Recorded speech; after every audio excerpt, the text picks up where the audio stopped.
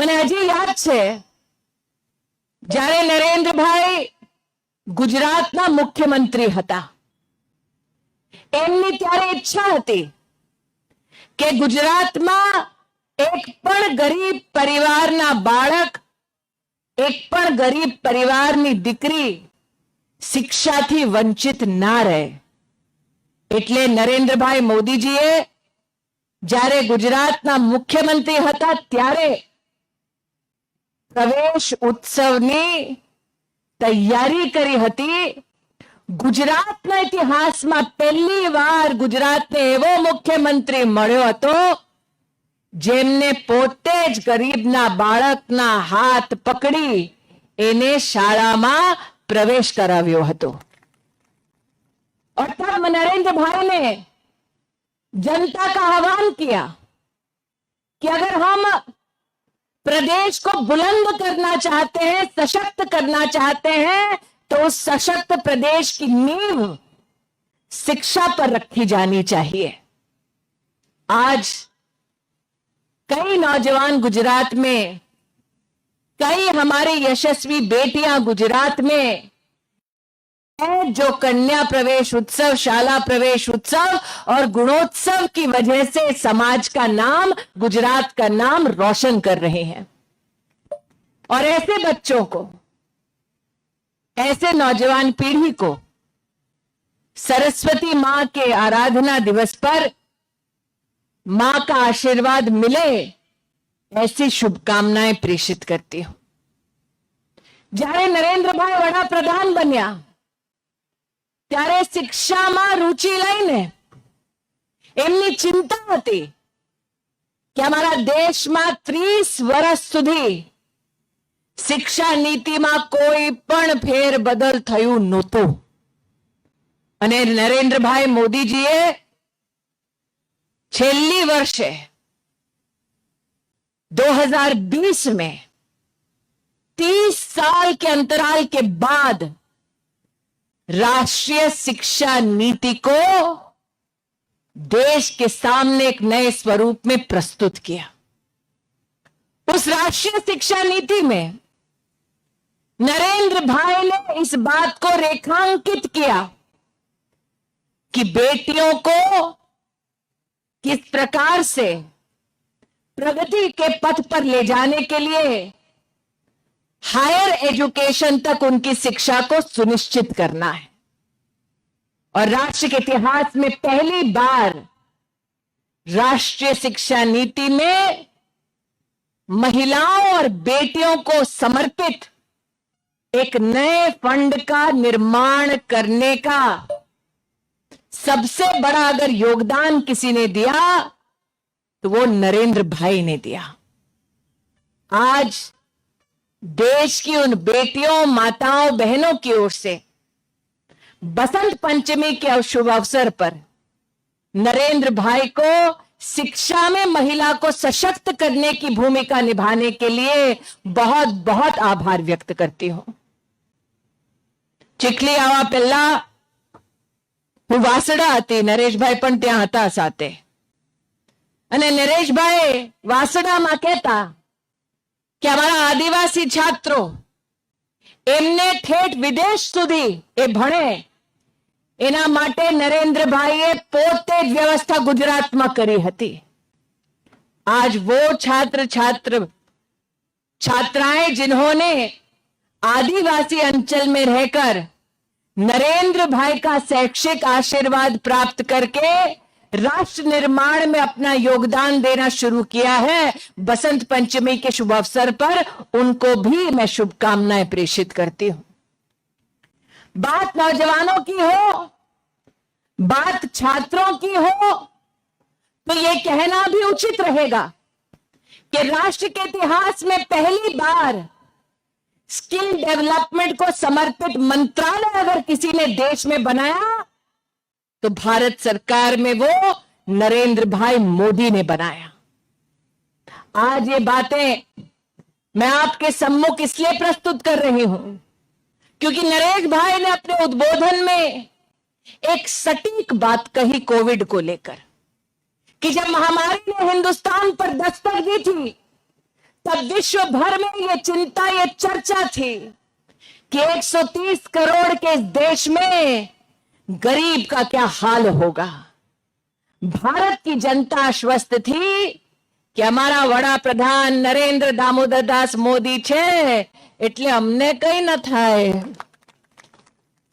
और आपके उस विश्वास पर खरा उतरते हुए नरेंद्र भाई ने 8 महीने तक देश के 80 करोड़ नागरिकों को मुफ्त का राशन घर घर जाकर पहुंचवाने का काम किया।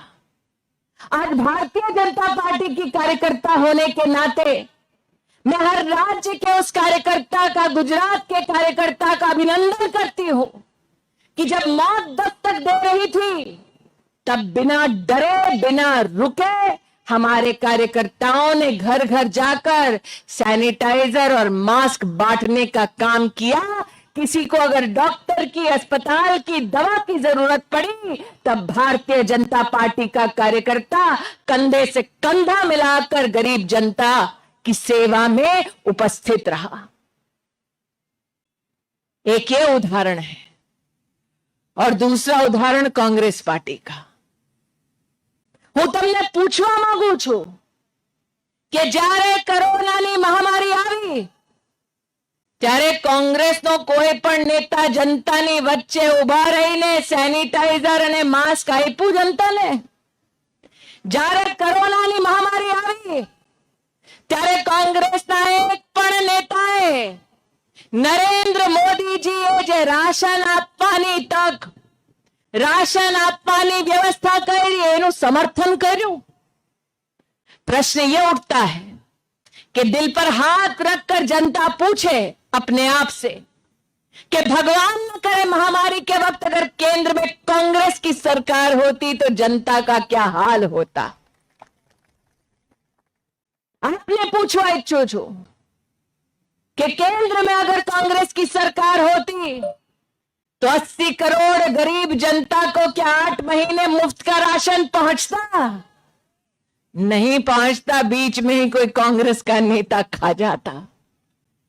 आपसे पूछना चाहती हूं, केंद्र में अगर भगवान न करे कोरोना की महामारी में कांग्रेस की सरकार होती तो क्या जनधन खातों में गरीब बहनों के 30,000 करोड़ रुपया सीधा भारत की तिजोरी से पहुंचता?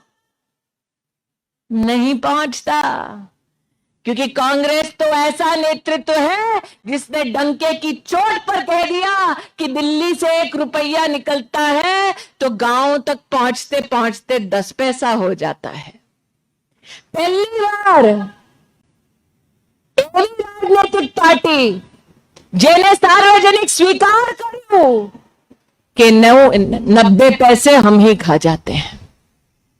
इसलिए आज जनता जनार्दन से पूछने आई हूं कि उस पार्टी को क्या आप समर्थन दे सकेंगे जिसने महामारी में एक बार भी पलटकर गरीब जनता की ओर एक नजर नहीं देखा? या उस पार्टी को आप समर्थन करेंगे जिन्होंने मौत सर पर मंडरा रही थी तब भी मौत के उस मंजर को दरकिनार करते हुए जनता में जाकर कल्याण रूपी सेवा का काम किया? विपदा की घड़ी में गुजरात प्रदेश में कांग्रेस का गायब होना यह कोई नई बात नहीं है। याद होगा आपको, गुजरात में जब बाढ़ की स्थिति थी, गांव के गांव, शहर के शहर जब पानी से भरे थे, तब भारत सरकार, प्रदेश सरकार के सौजन्य से गुजरात का एक एक भारतीय जनता पार्टी का कार्यकर्ता, एक एक धारा सभ्य, एक एक नेता उस विषम परिस्थिति में जनता की मदद कर रहा था। बाढ़ आई थी गरीबों के घर में और कांग्रेस के नेता रिजॉर्ट में मजे कर रहे थे। इसलिए आज आपसे पूछने आई हूं, पंचायत हो या पार्लियामेंट, जब जब चुनौती का समय आया है तब तक जनता ने अपने साथ खड़े भाजपा को ही पाया है। इसलिए चुनाव खेरगाम का हो या चिखली का, 28 तारीख को भारतीय जनता पार्टी के कमल को आप आशीर्वाद दें। आज यही निवेदन लेकर आपके मध्य में आई हूं। कांग्रेस पार्टी का गायब रहना गुजरात में सेवा के कार्यों से यह कोई नई बात नहीं है। कांग्रेस पार्टी का गुजरात प्रदेश में विकास का विरोध करना यह कोई नई बात नहीं है। याद कीजिए वो दिन जब नरेंद्र भाई मोदी मुख्यमंत्री थे गुजरात के। मां नर्मदा का आशीर्वाद गुजरात के खेतों तक पहुंचे, गुजरात के परिवारों तक पहुंचे। इसके लिए नरेंद्र मोदी जी को संघर्ष करना पड़ा तब की कांग्रेस की केंद्र की सरकार से। लेकिन गुजरात का नागरिक अचंभित तब था जब नर्मदा मां का आशीर्वाद गुजरात के प्रति रोकने में प्रदेश के कांग्रेस के नेताओं ने भी भूमिका निभाई थी। याद दिलाना चाहती हूं आपको कि जब लौह पुरुष सरदार वल्लभ भाई पटेल की स्मृति में नरेंद्र भाई ने आह्वान किया कि हम एक स्टैचू बनाएं, उनके प्रतिमा को हम राष्ट्र को समर्पित कर पाए, उस व्यवस्था का भी कांग्रेस के नेताओं ने विरोध किया था। आवाज उठी थी गुजरात से कि जिस सरदार ने एक ध्वज एक संविधान के नीचे देश को बांधा है, उस सरदार वल्लभ भाई पटेल की स्मृति में एक भव्य स्टैचू का निर्माण हो। राष्ट्र आके सरदार वल्लभ भाई पटेल के चरणों में शीश झुकाकर अपनी ओर से श्रद्धांजलि अर्पित करे, तब भी कांग्रेस के कार्यकर्ता और नेताओं ने सरदार की प्रतिमा का विरोध किया था। गांव-गांव के गुजरात से आवाज उठी थी कि हम मिट्टी भेजेंगे, लोहे का टुकड़ा भेजेंगे, उस प्रतिमा के निर्माण में हम भी अपना योगदान देंगे। भव्य मूर्ति बनी और आज देश का, गुजरात का वो गौरव है कि 50 लाख से ज्यादा हिंदुस्तानी उस प्रतिमा के चरण स्पर्श करने के लिए स्वयं देश भर से गुजरात आते हैं। पर खबर पड़ती न थी। कांग्रेसने वांधो गुजराती छे के गुजरातीओथी छे। हाल फिलहालમાં અમેઠીમાં જે સાંસદ હતા એ ગયા આસામમાં અને આસામમાં બોલીને આવ્યા કે આસામમાંથી કોઈ પણ ચાની પત્તી લેશે અને એ ભાઈ ગુજરાતી હશે તો ગુજરાતના નાના નાના વેપારીઓના ખિસ્સામાંથી રાહુલ ગાંધી પૈસા કાઢીને જતો રહેશે। હું કહું નરેશભાઈ, પહેલા ચા વાલાથી વાંધો હતો, હવે ચાથી વાંધો છે ભાઈને। राहुल गांधी ने कहूं कि चाय बागान से अगर गुजराती चाय लेकर जाएंगे तो उनके खिस्से में से पैसा खींचूंगा। वो एमने कहवा इच्छू छू, दम है तो कभी गुजरात से चुनाव लड़कर दिखाओ, चाय का चाय और पानी का पानी हो जाएगा। ये कैसी मानसिकता है? अगर तुम चुनाव नहीं जीत सकते गुजरात में तो सार्वजनिक स्थलों पर जाकर गुजरात का तिरस्कार करोगे? ये कैसी राजनीति है कांग्रेस पार्टी की कि तुम्हें बड़ा प्रधान पसंद नहीं है तो तुम सार्वजनिक जाकर गुजरात का तिरस्कार करोगे, अपमान करोगे? ये कैसी रणनीति है कांग्रेस पार्टी की कि किसी भी प्रदेश में चुनाव हो तो अपने चुनावी विकास के लिए तुम गुजरात को गाली दोगे।